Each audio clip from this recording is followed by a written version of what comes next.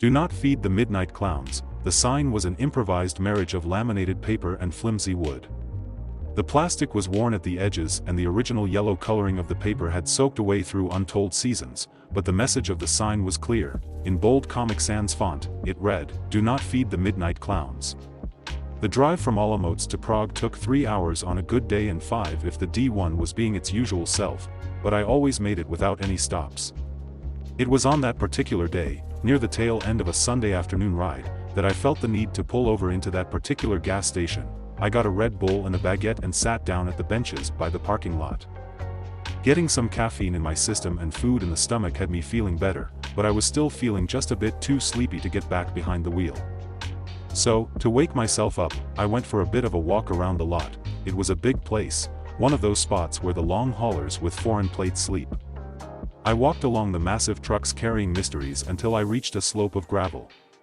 At the bottom of the rocks sat a meadow and, embedded in its unkempt grass, the sign read, "Do not feed the midnight clowns." The first time I had stopped at that gas station was purely by chance, but it quickly became tradition. I was making the drive from Prague to Olomouc just about every Friday afternoon and driving back just about every Sunday.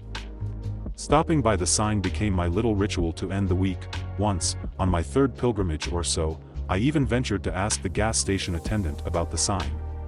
They were not helpful. Or nice for that matter.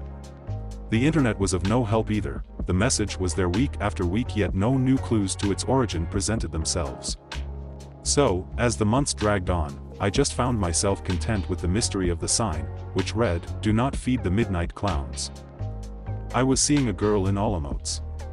At first the obstacle of distance seemed completely absurd, but love works better when people are at arm's reach.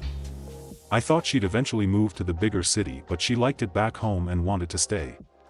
She worked at a theater and loved the old building in a way that I couldn't comprehend. As we argued more about the theater and our diverting future, we started to see each other less. After a couple missed visits, we texted each other goodbye. Maybe I was just busy with work, or maybe I was too heartbroken to care, but when I stopped going to Olomouc, I stopped thinking about the sign. For 3 weeks I sulked and worked and slept and drank, and then, on a Friday, just as I was getting ready to spend the evening alone, she showed up at my door, a welcome surprise.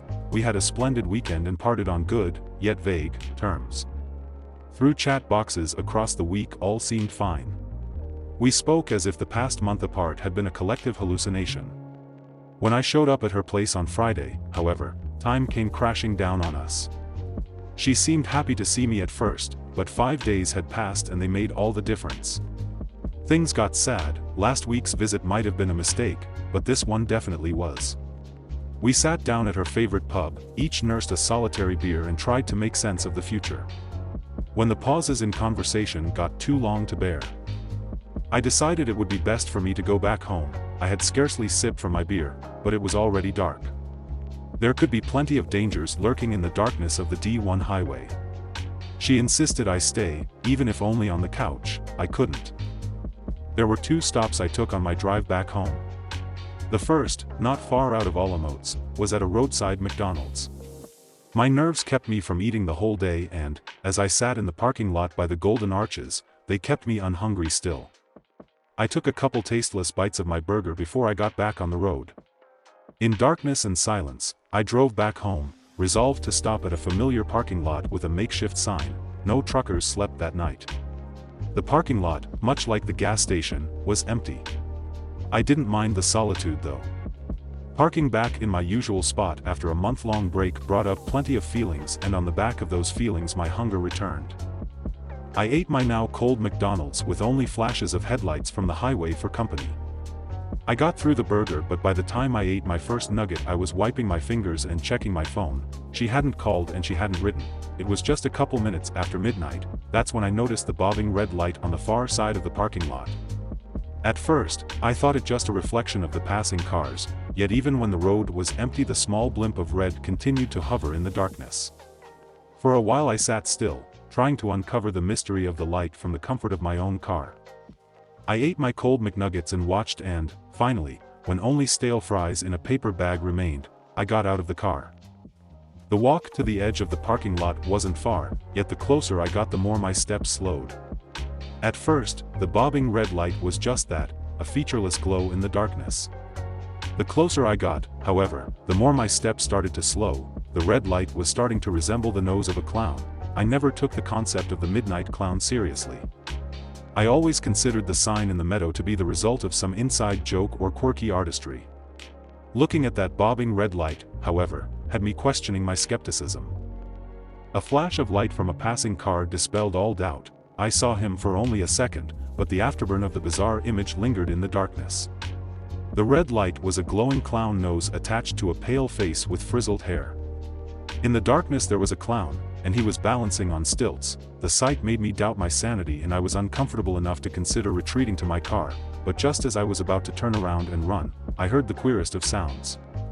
I lack the words to fully describe it, but it was like a mixture of whistling and children's laughter, a strange song which lacked all melody or tempo. It was coming, ever so faintly, from the far side of the parking lot. The clown on the stilts had made me beyond uncomfortable, but there was something about that queer song that filled my heart with calm. Perhaps it was out of curiosity, or perhaps it was because the thought of going back home to my empty apartment made me sick. I decided to investigate the strange music. The sign had not changed, yet it no longer seemed absurd. At the bottom of the slope of gravel, all around the lowly meadow, frolicked the midnight clowns. There were about a dozen of them, all of different shapes and sizes, all dancing and twirling and enjoying the night.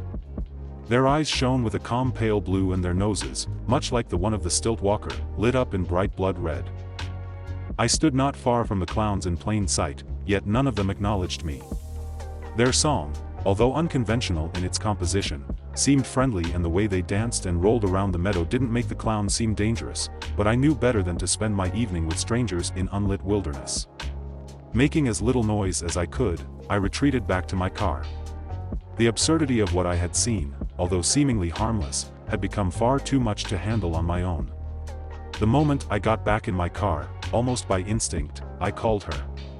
I called her and I told her about the sign and the clowns, but even in that moment the wild strangers in the meadow seemed less pressing than our relationship.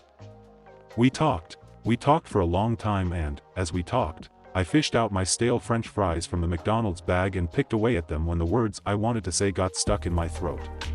We talked, and as we talked, my attention drifted from the bobbing red light in the distance. It wasn't until we said our final goodbyes and hung up that I noticed that the sole clown nose was no longer alone.